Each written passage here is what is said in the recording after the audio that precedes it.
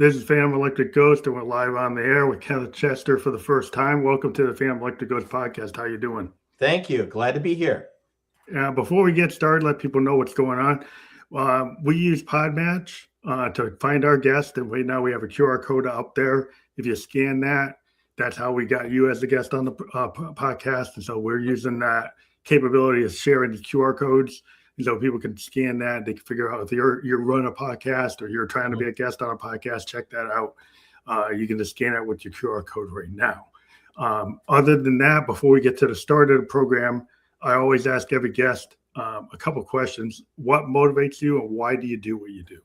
What motivates me? I got sick of yelling at the TV. I was I do a lot of reading, I do a lot of research, and I got sick and tired of all the misinformation. And I came to a conclusion I could do better. Mm-hmm. So that kind of drives me every week. I read everything from Progressive Railroading to T&D World, which is an electrical utility publication, to Water World, which is in the water industry, and everything in between. That was what the motivation, but I like doing it. I'm just geeky enough to be in all of this little tech stuff. So I'm constantly reading. If you were to see my in basket of all the stuff that I go, ooh, I want to talk about that. I probably only, for my radio shows every week, probably only convert maybe 10 to 15% of what I print, let alone what's staged in my email that I've collected. So yeah. That would be me. That's cool. I'm totally geeked out about this stuff. Yeah, you're a tech geek. Well, I'm a child of the '70s. I'm a Trekkie. As I said before, I'm a software guy. I do software engineering, and I'm an electronic musician. So I'm all over synthesizers. I'm into sound design, wave design, all kinds of stuff. So I'm all over the place. But I've had this podcast where I talk to creative people and also people who have interesting subjects to talk about. And because I kind of have my one foot in the tech world. I thought it would be cool to talk to you. And I love cars. I've been reading Road and Track, Car and Driver. I'm into performance cars. I'm into EVs. I'm into anything that's like cool, And so we can. Let me ask you a question. When it comes to cars, we're going to keep this simple. Yeah. Old style or new? Well, I I'm into like the Hemis from the back in the day. The Dodge, the Darts. In the Barracudas, I was kind of like I like the six packs. I like those muscle cars, right? But I also like 911 SCs, and I also like my uncle had like an Austin Healey, he had a bug spray, so he got for punishment. Gotcha. Yeah, so he liked British cars. He was in the Air Force in Europe. He had like an Austin Healey bug spray. So I like Triumphs. I like anything. I like any kind of cool performance car. I would read like Road and Track as a kid. And I was reading about Ferraris. I'm reading about Lamborghinis. I'm reading about Austin Healey's and whatever, Porsches, anything. And so I am interested in some of the modern tech, like the hydrogen fuel cells, solid state batteries, hybrid cars. But I've always had I'm not like, I only like gas cars. I only like this kind of car. I like anything that's cool, that looks interesting. It has cool tech behind it or has like a style behind it. I'm into. How many electric cars have you had a chance to drive? Well, I drove the Prius when it was first around, right? But that's a hybrid. Have it's a hybrid. Any pure electrics? Yeah, like a Leaf. Like an early Leaf. No. That's not what let me help you. You owe yourself a trip. Any dealer that sells what I call a current generation pure EV. And what I'm talking about, you need a trip to your Genesis dealer. You absolutely do. Either the GV60, which is a pure electric, or a GV70 electrified, you'll never be right again. Or if you're near a GMC dealer, you want to take the Sierra EV for a ride, just promise them you'll bring it back. Because you won't. Yeah, I know, like the modern EVs, when they're done right, like I know we don't get the BYDs, like we don't get right. Those. And I know that those, I've read about those, right? And I know but here's the thing about electrics, just for a minute. The average person, obviously not you and I, but the average person hears electric and they think golf cart, or they think, oh, they're not very fast. Oh, they don't go very far. Reality check. Number one, the average EV will outrun darn near anything. And in fact, if you do the research, and I know you have, your performance cars today, and I'm talking about the specialty cars like we talked about the Porsches, the Cossignacs, the and I can't think of it. Bugattis, like anything. Rimac, which is I want to say Creation, not sure.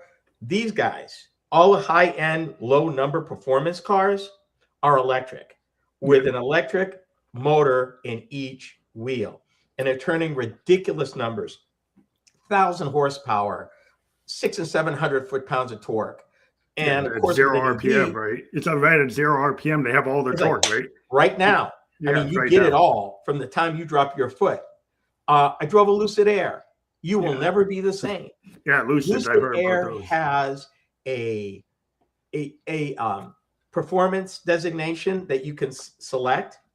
It's so fast, the car actually asks you, "Are you sure? Are you sure you want to?" Yeah, the car actually comes back when you select it and asks you, "Are you sure this is what you want?" It's kind of like if you got one of those supercars, like a Lamborghini, you really got to be careful. If you are anybody who's into modern day performance today, you owe yourself a trip to a company that sells a pure electric. Don't do the hybrid. No, pure electric. And I'm telling you, if it's a performance vehicle, not necessarily an SUV, but if it's a performance vehicle, you owe yourself, or electric car that's a straight up EV. And lone exception, I will throw the Ford Lightning, F-150 Lightning, amazing vehicle, worth the ride. The Volvos will make you cry. They're that fast, but you'll have to Volvo is on this weird tear where you will have to basically relearn everything about driving a car. All the displays, all the controls are completely different. Yeah, you will cuss it for the first half an hour. Once you master it, the car will reward you with performance that, I have no words. But I digress. Go ahead. I'm sorry. A lot of these EVs, like if you're into some of the pure EVs, they actually have the regenerative braking, and you don't really need to hit the brake pedal because you got to learn how to drive like that. Yeah, one pedal driving. Absolutely. Yeah. And some of those, you can adjust the regen to as much or as little, not all of them. But a few of them have adjustable regen, so you can get to the one pedal mode, which is dialed all the way up. Or if you want it a little milder, you can do that. Back. Yeah, and I'm telling, and as you already know, once you get into one pedal driving, you won't be the same again. I think one thing I've noticed with my review of electric cars, you come to appreciate how much energy that a gas-powered car wastes. Yeah, it wastes a lot. You get, and I mean, it's not something that you consciously do. It's like just that in driving the vehicle, you become very hyper aware of the interplay of energy and kinetic energy and regen, all of that. And just the simplicity of it, like an electric motor is so much more simplistic than a combustion engine, like a cylinder-based engine. It's really old tech. I mean, they've gotten refined and people are used to it, and they like the sound of it. You got some of these people like, I got to have my Hemi. But once you get into one of these electric cars that's super performance, he's like, what the heck were you thinking? Well, to your point, Stellantis brought back the Hemi this year. To give you an idea how far gasoline engines have come, the Hemi costs you $1,200 more, produces less horsepower than the turbocharged V6 Hurricane engines that you can get in different trim models by almost 50 to 100 horsepower less. Yeah. It's just that people are so stuck in the sound of those 8s. The Americans love their V8s. Another thing that's happening with the high performance V8s, and I don't know if you've heard this. I just did a episode on it on my podcast. Talked about, it's called SWAF.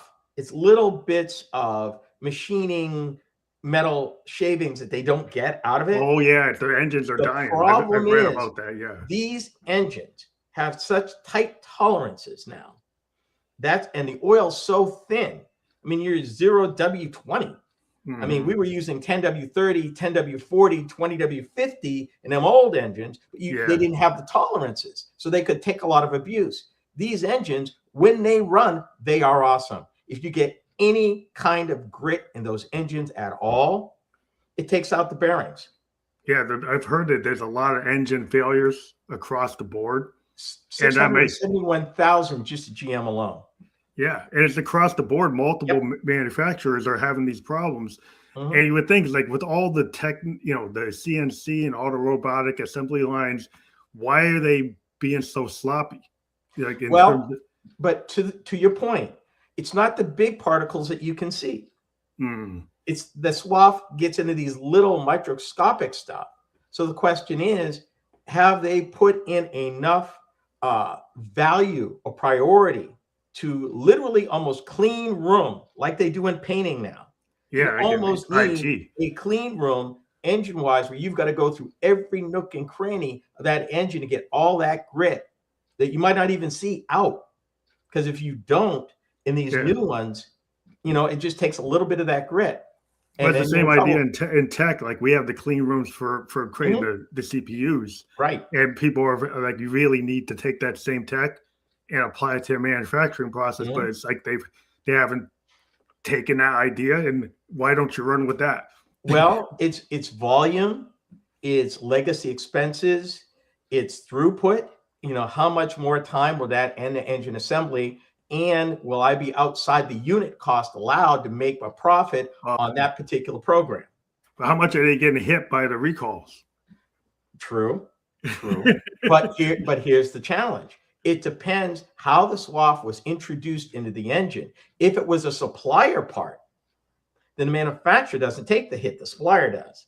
Oh, so then they might not have an interest in lowering the cost because it's not their problem. Not necessarily. And they beat up. What most people don't realize is when it comes to OEMs, original equipment manufacturers, they are brutal on their tier 1, tier 2, tier 3 suppliers relative to cost. Cost is the bugaboo. Constantly, they are beating up their suppliers constantly on cost, which means somewhere something to hit the number that they got to hit in order to get the contract. Did you realize for the longest, GM had a program called 322? If you get a tier 1 supplier contract where you're dealing directly with General Motors for, I don't know, you've got a part that goes on one of their engines maybe, and GM said, we need to buy from you 300,000 sets a year. That's where we're going to be. Okay. So you spend all the money, you modernize your plant, you buy the equipment, you do the training. What GM used to, in the first year of your contract, is they want a 3% decrease in what you just charged them. Then the second year, they want 2% more. And then the third year, they want another 2%. This is the kind of pressure that people don't realize is going on behind the scenes. These guys fight over tenths of a cent in production per unit. It sounds like in the finance industry within insurance, the actuaries fight about pennies, less than pennies. Oh, yeah. And that's what it's all about. Industry has always been. Yeah, you guys are in the same spot. And the thing is like eventually the consumer starts saying, like, I don't want a car where the engine's dying like in less than a year. Well, I mean, when you think about it, it could be a leading argument why you would consider a Hemi, because, of course, back in the day, your average gasoline engine was a cast iron block. Today, they're aluminum because of emission controls. They warm up better. They're able to mitigate temperature control across the engine easier in terms of warm up and cool down. But the problem is they don't take abuse that well. Yeah. If you overheat them and they warp, you've got 600-pound paperweight. Yeah, that's the problem. Like with ceramics, like I'm into mountain biking, right? And everybody gets these ceramic frames. Like, I'm a mountain biker, I'm on the trail, right? Coming down a dry creek bed. If you hit a rock on one of these ceramic frames, they're like $10,000. And if they'll wreck it, and then they'll say, well, you're a mountain biker, right? if you hit a rock, they say, well, you wrecked the frame, so the warranty's void. So they're making stuff with all this advanced equipment, making aircraft aluminum. If you hit that, it will just crack it, titanium. And some people, like on handlebars, we don't really want titanium handlebars on a mountain bike. Sometimes you think you want it until like when it has a failure, right? It just cracks. Well, wouldn't you want you're coming down a mountain, you don't want it cracking like that. No. But wouldn't you think you'd want steel with some sort of flex built in for that very reason? Yeah, well, certain parts you do want it because, like, if you're coming down a mountain at 50 miles an hour, you don't want ceramic or aircraft aluminum or titanium that's going to wreck you, right? You could die, right? So you have to make a decision. It's like, am I going for the weight or do I want to survive? Oh well. But it's like, think about all these advanced materials that people were putting, like ceramic, like and the transmission lines, like on Skyline GTRs, they were putting like these ceramic parts in them, and then they were breaking. It sounds cool until it doesn't last. Well, and that's the trick the automakers have: how to build something quickly that will last over the life, typically 8 to 10 years. Minimum engines nowadays are actually engineered for 150,000, which means if you take care of it, you really should be able to get another 100,000 on top of that. Yeah. But again, it's compounded by such things as high performance, narrow tolerance V8s. The 4s and the 6s, you don't hear that much of trouble with, like swath, like we talked about earlier, and things like that. But the more fancy the engine, the more exotic the materials, the higher risk, as you mentioned. And, it's not a matter of failure. It's a matter of, okay, this is broken. Oh, sorry, you have to replace it. We can't fix it. Yeah, it's like I had a Volkswagen that had the turbocharged and it just blew a rod at like 135,000. And you're hoping that, it's German, it's going to last longer. But I found, like, with BMWs and some German cars, it's like, maybe not. Well, it's another thing because, number one, because they are more, how do I put this gently, tightly engineered, they require more care. And that's the problem. The average person that looks at like a European vehicle, typically German, they are high performance vehicles, absolutely. But they're high performance vehicles that require a high level of attention. You can't buy a BMW and treat it like a Chevy. You can't buy a brand new BMW and treat it like a 65 Impala.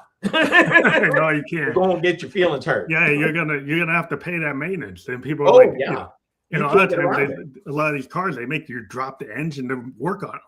Like Porsches, you have to drop them out of the 911s, and we have to drop them out of the body to get to a lot of stuff. Yeah, people are like, what the heck? But Volvo, Mercedes-Benz, Audi, BMW, if you do the maintenance, you pay attention. I mean, my brother runs BMWs. He owns right now, to his chagrin, an Infinity, and he vowed before God he would never own another one. It was just awful. But he's used to BMWs, and he racks up the miles. He's got the cadence down. He knows what to expect, and he doesn't have problems. Yeah. Well, you got to just treat them like, you got to treat them with respect. And if you think you just beat up on it, like, you think about like a slant 6, you could just beat it up. But then again, the slant 6s were engineered for that. Yeah, they were built like you just they were totally terrible. And again, here's an engine that was designed in the late 50s to go into the 1960 Plymouth series and Dodges, the smaller ones. The 30-degree angle was designed for a lower hood, but in doing and how they built it, like so many vehicles back then, they overbuilt the engine, which means they bulked that sucker up. There's no way you can kill them. Fun fact, though, I did. I killed one. But it took 70 miles an hour and no oil. Oh, no oil. That's how you kill it. Yeah, that's how you kill one.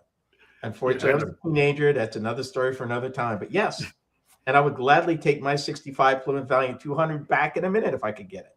Yeah, it's like when people had, I remember like in the early days, childhood 70s, you started seeing the Civics and and the dots and B210s. Everybody was like, "Oh, like there's a fuel crisis. We got to have these cars." And so, my pop, he had slant sixes all the time.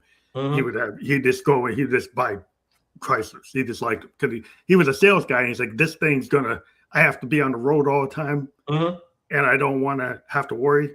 So that's what he always got. Oh yeah, you can change your starter in a 225 slant six. I've done it. 10 minutes, 3 bolts. That's it. Pull the starter, boom, put the new one in, boom, boom, I'm out. You had a very easy to use fan belt.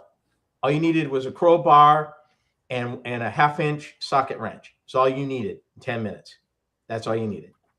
The thermostat sat at the top of the engine in a little housing. Again, 2 bolts. Pull it out. It's right there.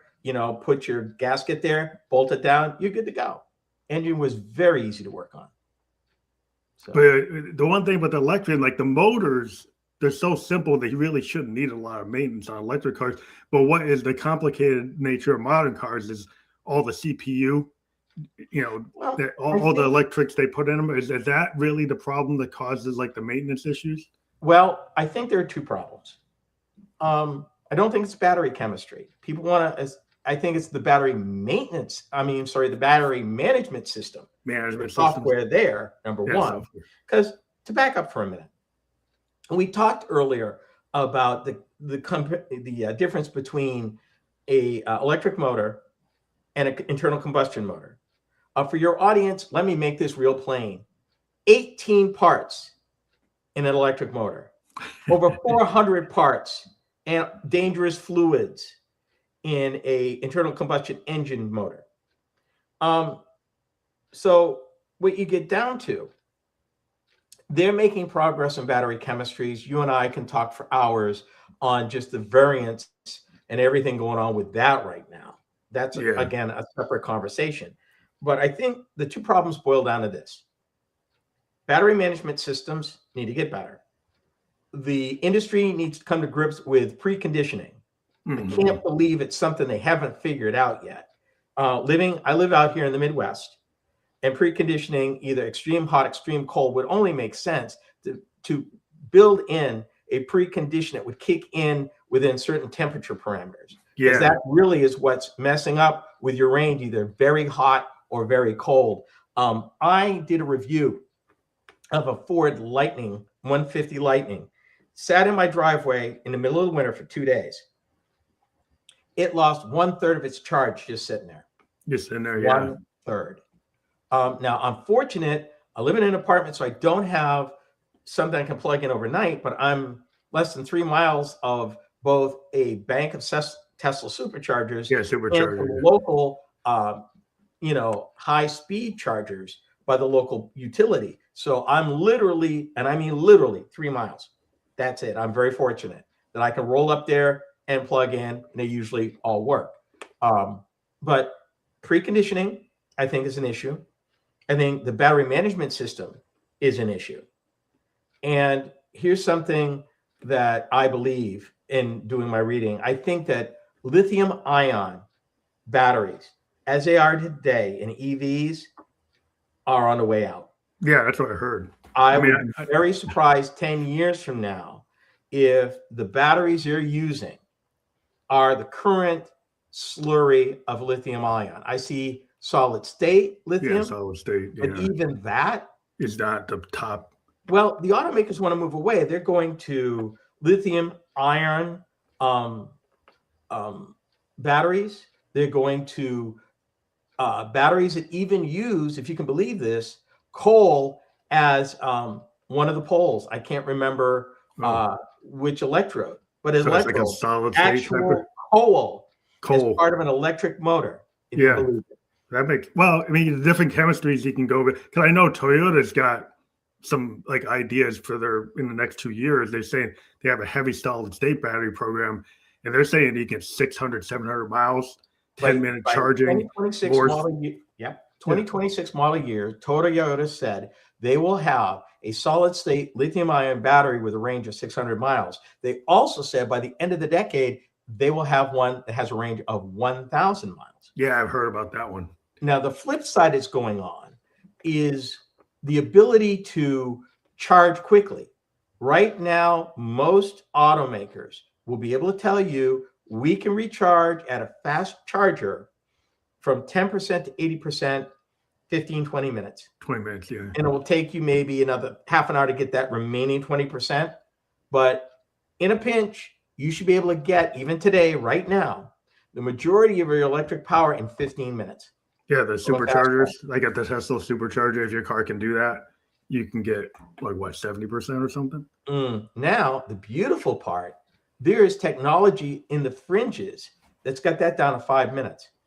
Well, man, that's even exponential. Like in tech, the tech world with the ability of us to exponentially change things like super fast, because it goes from like you're dealing with chemistry and you're dealing with software. And you're dealing with processing speed and capabilities. And like you said, like preconditioning and making sure you have like a coolant or heating system for the battery. So that when you have your car, if it knows it's cold, it like heats itself up. If it's too hot, it cools itself down. You would have to automatically come on and do that. And I know there are some designs that are, even today they have designs that will address that. Sure, that will address that, but not those are expensive. Well, again, like I tell my listeners, once the traditional automakers start scaling up EVs, even now, even with the pullback, because they haven't pulled away. Yeah, and that's what a lot of people don't realize. GM still builds 3 different pickup trucks that are EVs, a couple of different SUVs that are all pure electric still. But to get to your point, extreme service, I would expect them to have preconditioning. What people don't realize, the beautiful thing about EVs, really, and people don't talk about it enough, as technology gets better, much the same way, and you know this, much the same way that you get an over-the-air update for your phone, you get an over-the-air update for your computer. Right now, you get an over-the-air update, and I fully expect if you buy a vehicle today, an EV today, with a range of 350 miles, 2 years from now, the automaker comes back to you and says, hey, for $695, we can double your range. Yeah. With an update, right? Well, duh. And you pay it, and it's an over-the-air update. You don't even have to go to the dealer. Boom, you've got it. Or better still, they come back to you and they say, hey, we've upgraded our battery management system to where we can now reduce that 40-minute charge time to 10 minutes, 0 to 90. And you're like, yeah, Mercedes is already doing it. Mercedes already has a way, the last couple model years, if you wanted to increase range, you paid them. It was $695. Well, it's like a subscription. Everybody's going with these subscription models. Well, they've tried the subscription models, and basically the public gave them the finger. They don't like it. Right. But by the same token, as algorithms, logarithms, and they figure this stuff out and gets better and they can program it. Yeah. Unlike having to, back in the day, if you wanted to boost the power of your 1982 Nissan Stanza, you said, I want to increase the performance by 50 horsepower. You'd have to find an aftermarket firm to add either a blower or a new head or larger pistons. You had to go, and it was weeks if you could get the parts, and it was all custom. Yeah, which means if the guy that you trusted didn't know what they were doing, it could really mess you up. Today, it's from the manufacturer. Over-the-air update. This only gets better, which means you got a 10-year-old car now in 2035 that has the same range or almost as much range as the new ones. And the only reason why you're trading is the things just physically, completely, and utterly wore out. Yeah. Well, I think it's a whole game changer when you deal with the way the mindset in IT is like agile. The fact that our software continually updates, right? So what we didn't know yesterday, we go give you an over-the-air update, and now you have it today, right? And so the same thing when these cars are basically computers with a vacuum cleaner, know, it's got an electric motor. It's super simple. We have 14 parts, and the most complicated thing is the battery management and maybe like the preconditioning capability, like whether or not you've got coolant, or some kind of chemistry management, or however, that's where the engineers and the chemists are going to get in and start having like leapfrogs. There's going to be big leapfrogs, like in AI, like all these data centers that cost all this money, use all this water. Well, exponentially, let me ask you a question. They're going to get better. Let me ask you a question about that. I want your take on this. There is a Chinese company that developed a level of AI that is as good as the majors here, and they did it for $6 million. If you are an investor in an AI development company, why aren't you asking the hard question that says you want how many billions to do what these folks did for pennies? For your testing protocol cost more. Well, the problem I have with some of these AI companies is like they're kind of in kind of like the dot-com movement. Like it's going to be a bubble burst because the technology, right? It's exponential. If you go and spend all $1 trillion on something like today, it's already out of date by the time you break ground. A lot of this stuff can be done with software. You don't need the hardware as much. We're the Americans, we're going with this hardware physical data center model. When it's actually the software, if you change the software, it's not an energy hog, right? It doesn't run hot. If you get better at your software, right? Your hardware doesn't have to be so expensive. So these people investing all this money, and then the fact is the GPUs wear out in 5 years, right? So if you put all that money into a data center, and in 5 years it's obsolete, by the first year, the tech in it's probably obsolete. So why are you doing that? You're gonna crash, and then like your competition's gonna say, "Well, I don't know why you did that. I can do it better for less money, less water, less heat." Well, that was my whole point. The minute I heard that this one company did it, and they weren't even a bona fide AI company, this was kind of just an outshoot of what they were doing. And it was $6 million. And I don't know if it was Meta or one of them that said their test out was 100 million just to verify. Yeah, they're so crazy expensive, they don't make sense to me. Like most of them don't make a profit, right? And they're kind of incestuous in terms of like they're all kind of feeding each other. They're all kind of eating each other between the data center and the tech.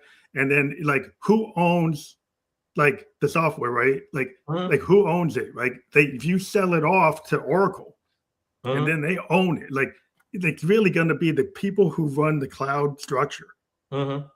If they actually own it, you're not going to, the AI company's not going to make any money. No. Eventually, they're going to get knocked out and they're going to get absorbed, and it's going to be merged out, right? And so there's going to be a lot of problems. I mean, the tech is going to get better, but some people are going to lose their shirt. But here's the thing. That's been corporate history for the last 200 years. I mean, go back a minute. You said you're a child of the 70s, so you remembered was probably a kid coming up when personal computers first came out. Then the internet, probably in your early 20s by then. Most of the companies that were leaders then, Netscape, AskG, Buena Vista, they're gone. The words, if you look at somebody and talk about an IBM compatible personal computer, nothing. They don't even know. I don't even know what you're talking about. I had a Texas Instrument 4A, you know. That's so here's what happened. Broadband 20 years ago. Folks built it. They threw a lot of money into it. They overbuilt the fallout, and the folks who survived bought that at bankruptcy auction on pennies on the dollar. Which is now why we have broadband. AI is going to do the same thing, as you just said. AI is having a bubble. I use a lot of AI. I use it in business, and I fully understand the risk. I never turn AI loose. I'm always the human in the loop. In fact, I did. Oh yeah, you got to cross check it because it's like there's hallucinations. Because the problem with it is like you think about this as a data guy, right? The old database mainframe, or even big server systems, right? You have a kind of limited set of like your data, right? Your data sources are known, right? Once you go to AI, there's something about in data building, when you build a data set, like you have your known data set, like you have a known so you have the limitations, but you have a predictability. The problem with AI is it goes out And every day it's getting like new libraries, it's getting new stuff, right? So when you ask it something yesterday and you ask the same thing today, it gives you some different answer because it's not a predictable data set. And a lot of times it gives you sometimes it gives you hallucinations and it's not the right information. Agreed. But this is what separates, if you will, the men from the boys. To the uninitiated, and they say AI generally, you and I know there are different agents, different aspects, different models, hundreds. I subscribe to something called Galaxy.ai, 3,500 different AI tools. I use, on average, anywhere from 3 to 6 tools in my daily operation of things. And I've learned how to feed them. But the important thing is the old computer term, garbage in, garbage out. Garbage out, yeah. It's always going to be garbage in, garbage out. If you control what you train the model on, and then you very insistent. Perfect example, just give an example. I'm starting to write a book. I'm writing a nonfiction book about entrepreneurship. And I use ChatGPT and I use Perplexity. ChatGPT is usually my go-to. It gave me garbage. I can't use any of it. I went to Perplexity, gave it the same exact instructions, and got some phenomenal stuff that now I'm working with. Yeah, but that's not unusual for me. Yeah, it's garbage in, garbage out. It really depends on what you train it on. Like if you train it on Reddit, right, then you're gonna get what Reddit gives you, right? If you train it on, like an insurance company database, like a insurance company, we use all these databases like standards, like ISO type standards, right? If you train it on that, it's gonna be good because it's like standard, it's proven. If you train it on Reddit, it's not going to be ISO. You're going to get what you get. You get what you get. Right? But here's the thing. We both know that you're as good as your prompts. And there's certain guardrails you build into the prompts and understand, like I've built a template for some of my production. I continue to tweak that template and learn something else. What was it? Locked and immutable are two terms that ChatGPT used I never knew existed. That when you say lock this and make it immutable, it will not stray absolutely. That's good. That's what you want. And I did not know that. It taught me that. Yeah, well, that's the straying is the problem. Well, I'm very strict about my guidelines. So as I'm tweaking it, and occasionally I will tell it, stick to what I gave you exactly. Don't hallucinate. Yeah. Or if it gives me something, like I'll use it.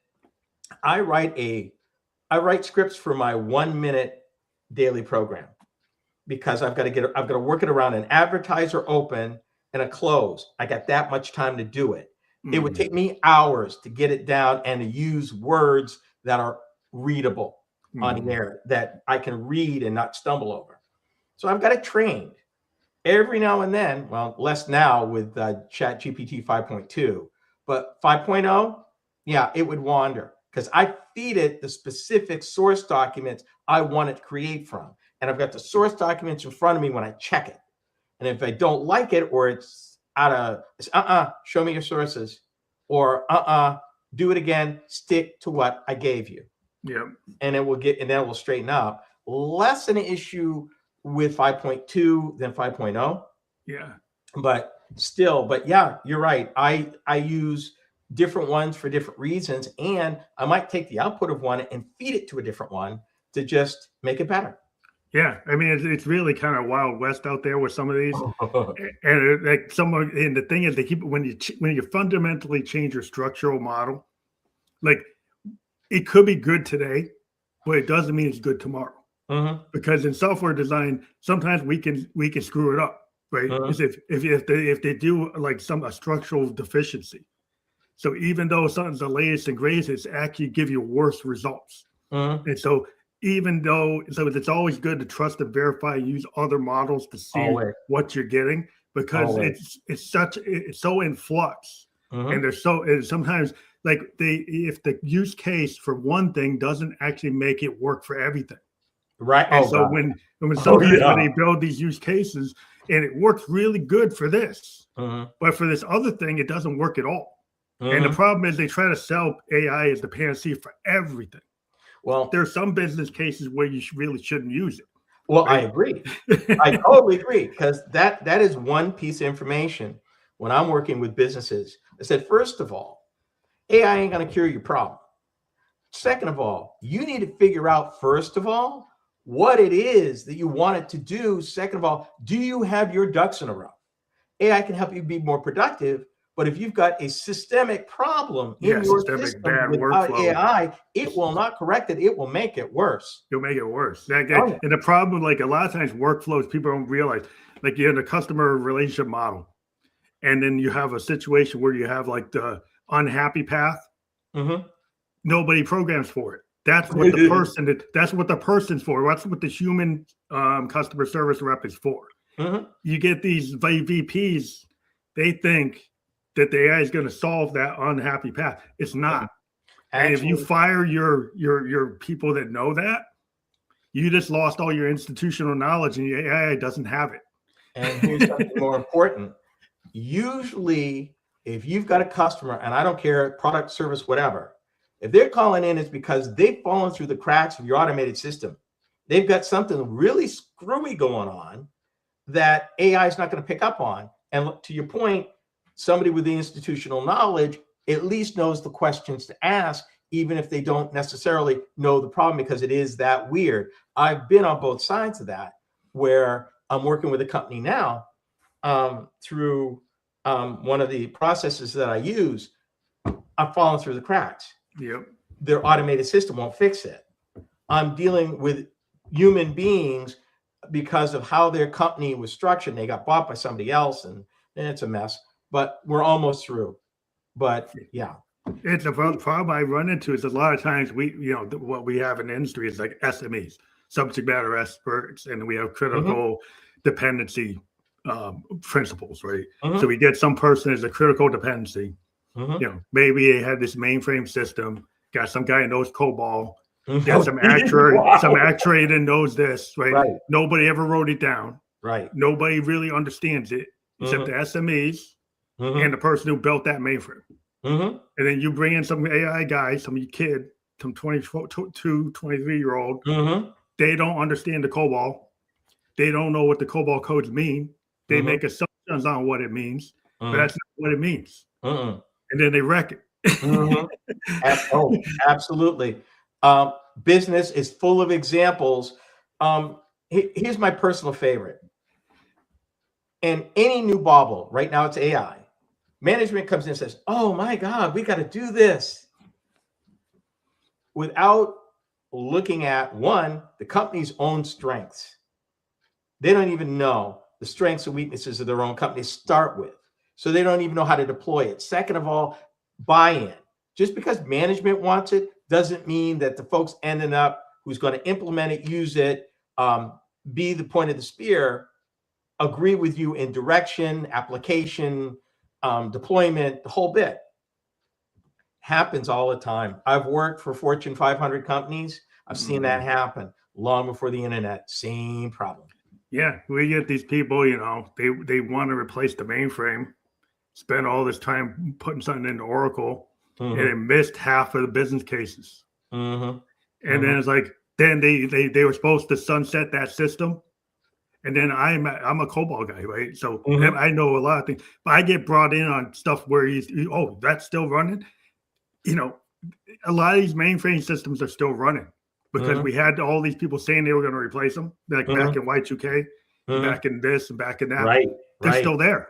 Right. Because the people who went to replace them missed a bunch of business cases and they still have to be there. Or it's the band-aids between the legacy system where they're trying to go. And the risk is when that person retires, leaves, or otherwise is no longer available, you're screwed.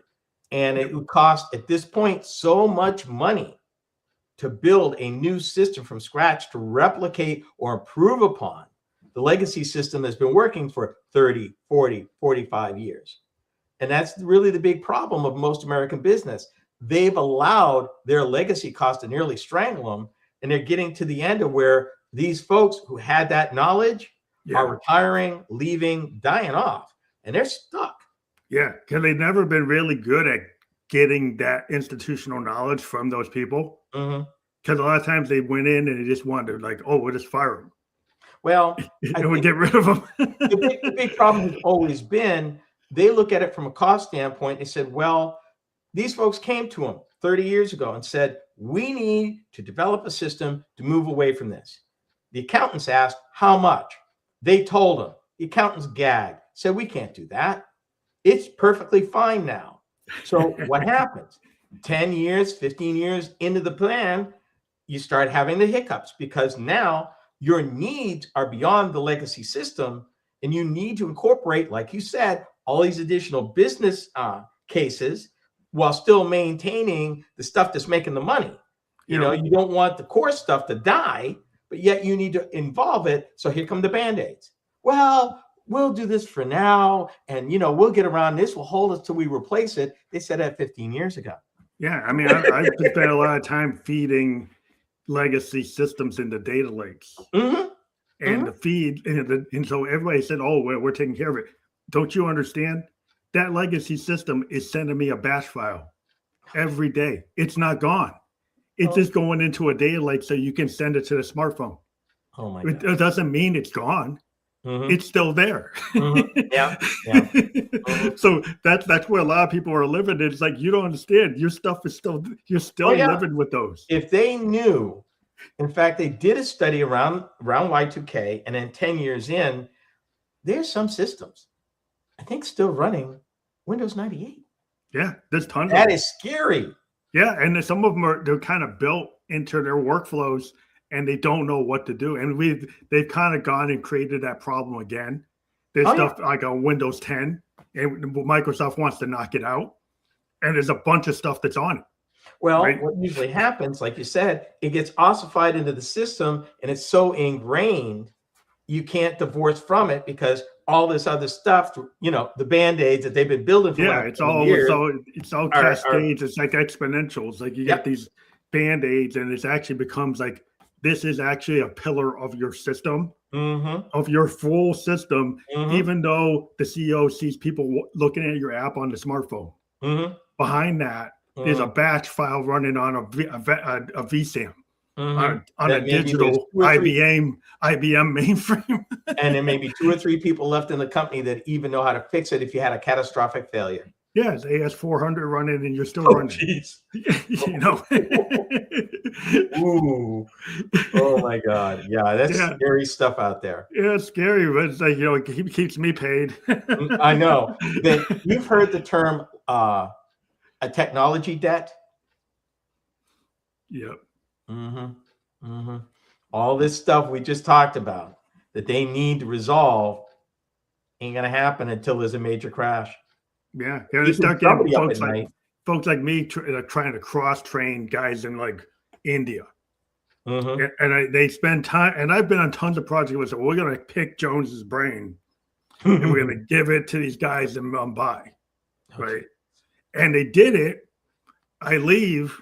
And then like a year later, they call me up and say, oh, we got to have you come back. And that's when you break out premium billing. Yeah. That, you know, I could have helped you for a lot less money a year ago, but now here you are. This is going to cost. My bill rate just went up like 30%. You're right. By a lot. But it's interesting because like the tech world, we're living in this age where, you know, I was watching like young people. I was going to ask about this. They're saying there's a lot of people. My daughter's 25. And a lot of her friends, they don't even know how to drive. Right? They just go on Ubers. They just order like Lyfts and Ubers. They don't. And they ask them. It's like when I was a kid, I was dying to have a car. I went and got my license so I could drive. Like 16. Right. These kids, like, they don't have any passion for driving at all. Well, and I'm like, wow. Well, let's talk about that for a minute. Because I've studied and reported on that at length. What's happening is twofold. The kids that are driving are getting the licenses a lot later than we did. I mean, I was the same way. 16, oh my God, you know? But we also didn't have the social infrastructure that they have today. For us, whether you were living in the city, rural, country, Social meant wheels. If you didn't have wheels, you couldn't be social, couldn't hang with your boys, couldn't take a girl out, couldn't do anything. You were stuck. Today, they have a lot of that. And they feel, looking at cost, I mean, if you're in a bigger city, I mean, I didn't own a car until the day before I graduated college. Well, I did. Then went to college, didn't own a car for 4 years. I went to school in Boston. I bought a brand new car 6 weeks after I got married, the day before I graduated college. I bought a brand new car. I was 22. But today, do you need one? Not necessarily. Especially in a city. What they are finding is instead of 16, they're now 27, 28. They're starting a family. They realize, oh my God, I need to do this. You need a minivan. Yeah, I need a minivan. I got to get my license. I need something to haul the kids around. And that's kind of what's happening. So part of that is delay. Part of them, like my kids are in their 40s. They would just as soon, if autonomous cars were a thing, they would be on that. Yeah. They would own them. Yeah, they don't even want to know how to use a clutch. Like oh goodness, always spend my time with my uncle with his like bug eye spray, you know, in his Beetle. And he'll learn how to do the clutch. It's like a lot of kids today, they don't even know how to do a standard. They wouldn't want it at all. With 3 on the tree. My first car. I had to learn it. I had it mastered in a week. Yeah. So yeah, that was a lot of fun though. I can drive darn near anything. I had like a little Nissan, like a little NX 2000. Right. Oh God, I remember. It had a 5-speed and the T-top, and I'm like, yeah, that's what I want. 140 horsepower, but it was good enough. I owned an 86 Sentra. Yeah. 5-speed, I think. It was a 5-speed. Yeah. 5-speed. The SCRs had 5s, you know. But, oh no, mine wasn't that fast. It was a straight up Sentra sedan. Just a regular, yeah. Yeah.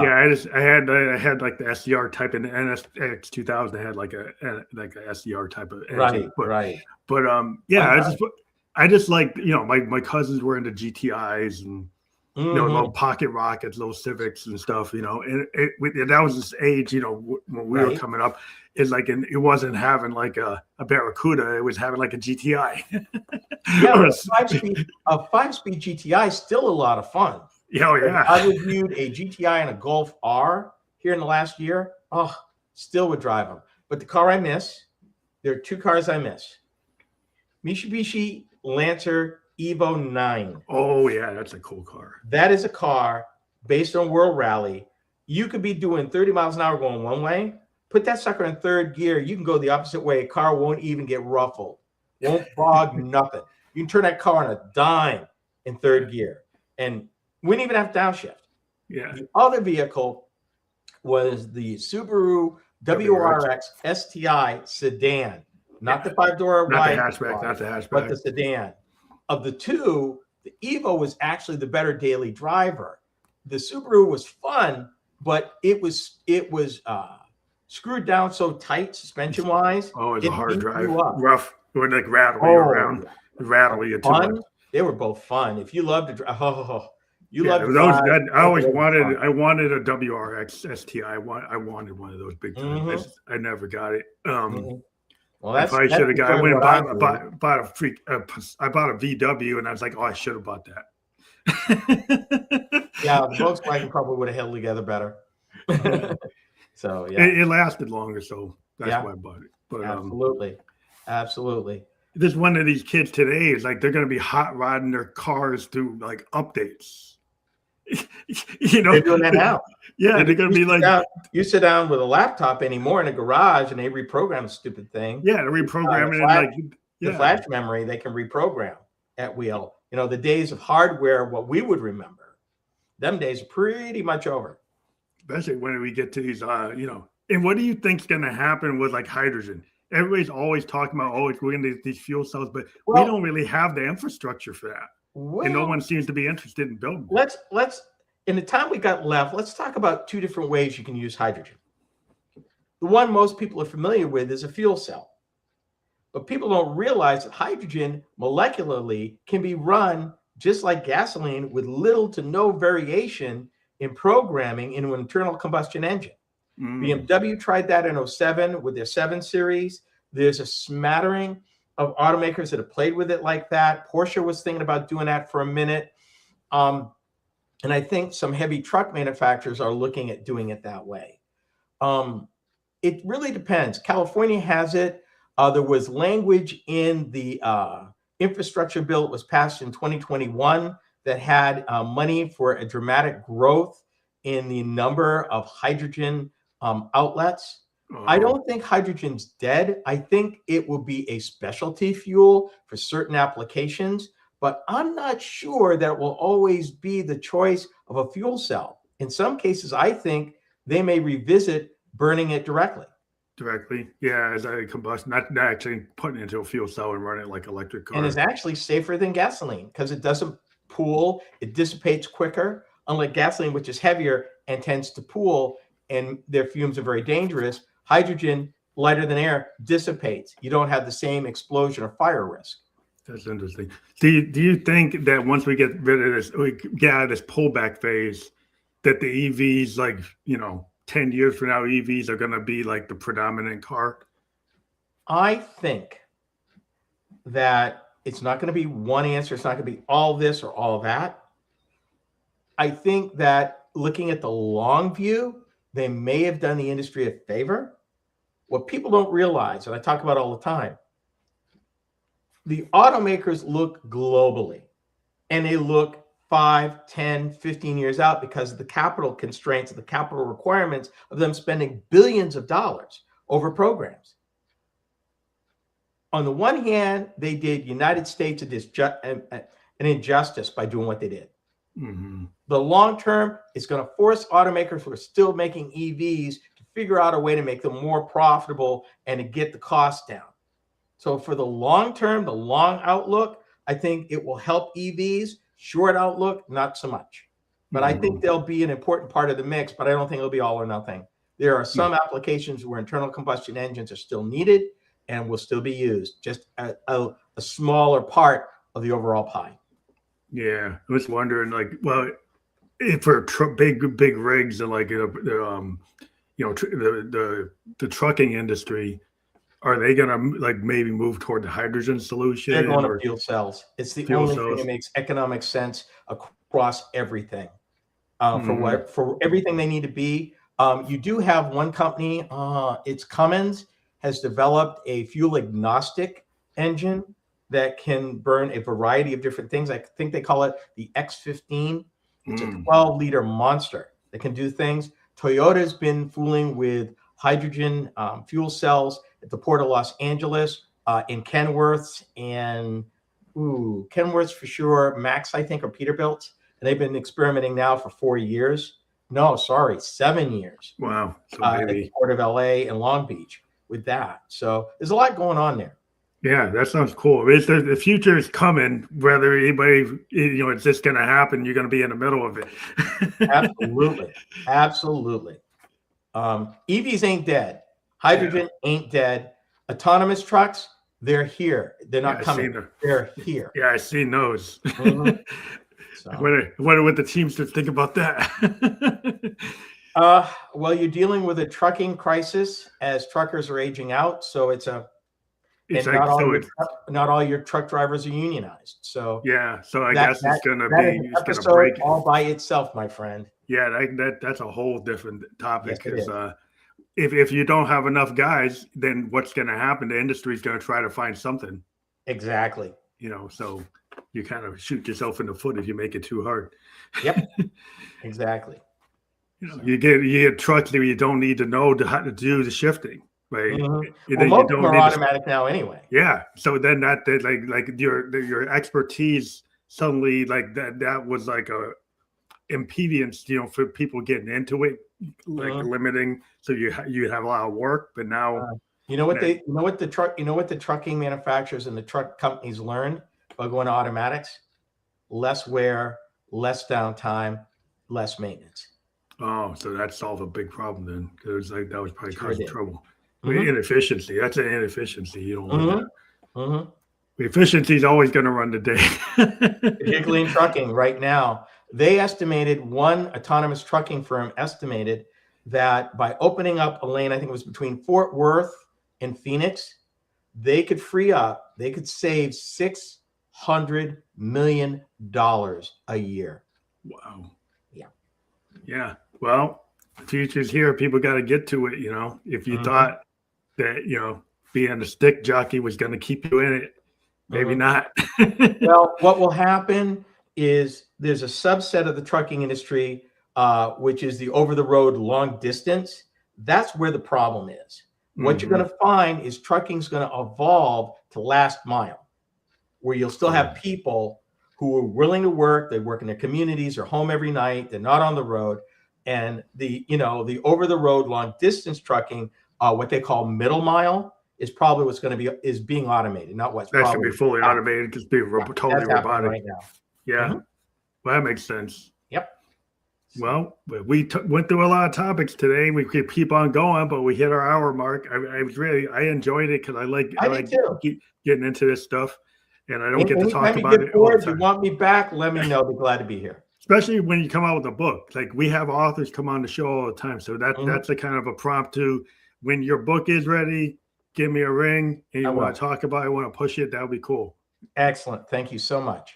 I want to thank you. Have a good weekend. You too, sir. Take care. Thank you.